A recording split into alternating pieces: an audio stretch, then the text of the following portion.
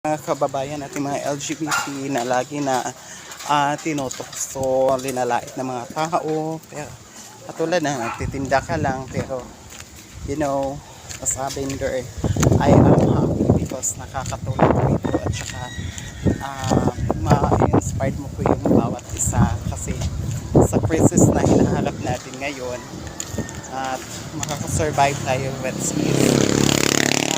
Tap lang talaga at sige lang sa buhay kasi ang isang vendor will survive as a LGBT member.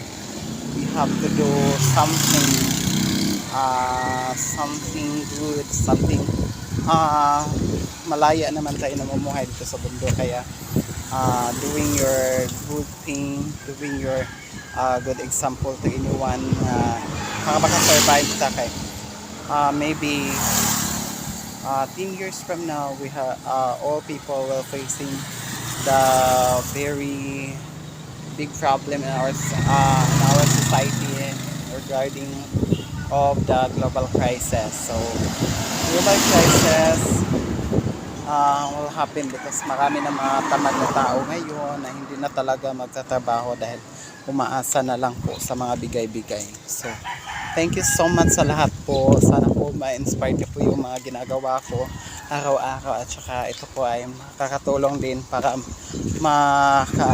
maka-inspire na nakakarami mga LGBT members. So thank you so much and God bless everyone.